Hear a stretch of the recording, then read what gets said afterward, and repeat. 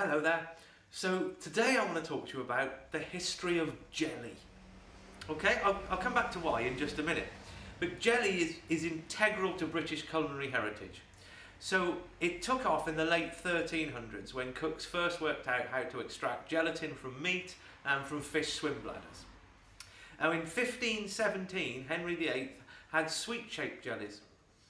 The Tudors and the Stuarts, they used natural moulds like scallops and eggshells to form their jellies.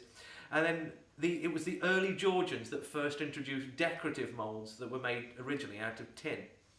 In the late Georgian period, in the late 1700s, the mould makers started to become experimental with copper moulds for jellies, and those are probably the most sought after are the copper ones. They do look the nicest.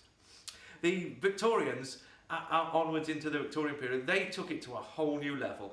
They had architectural towering moulds with turrets and spires, and they added multi-layered designs, and they became really complex centerpieces. And they used to cut jelly shapes out which were suspended in clear jelly and give contrasting cores of different colours and flavours.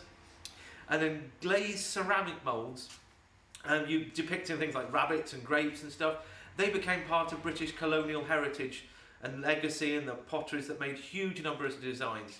Now in World War II, the austerity that was obviously part of that, the whole of the thing of fancy jellies and everything just died away.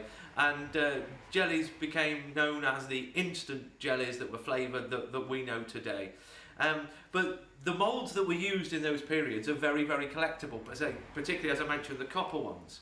So now we're coming back to what we're actually wanting to talk to you about this for, is I've got a couple of jelly moulds just here. Now the ones I've got are earthenware, so we'll just open up the cabinet here, because I've got a little group of Victorian earthenware jelly moulds just here.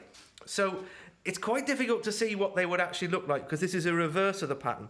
So you can see down the sides there, they're very Gothic in their style. So to say the Gothic period is usually around about the 1860s. So I'm thinking that because it's a Gothic on the sides, this is probably from the 1860s. And this one's got like a wheat sheaf type pattern that would be on the top there. So that's the first one. There are 4 of these, as I say. Now this one's possibly a little bit later. It's not quite so Gothic on the sides there. And that looks like a big bunch of grapes. So this might be for grape flavoured jelly there. And so we've got the sides again, but they're not as Gothic as the previous one. So that's number 2.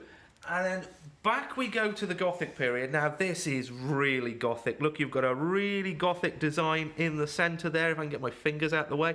And these sides, very, very Gothic, sort of almost church-like, but very, very Gothic styles to them.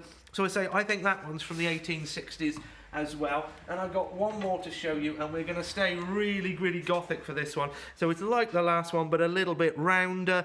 So you've got a really Gothic type pattern in there again, and on the side. So as I say, so these are from the middle of the Victorian period. So how much would you expect to pay for a Victorian jelly mould that you could use in your own kitchen and make your jellies out of today? Well, I've got them at £12 a piece.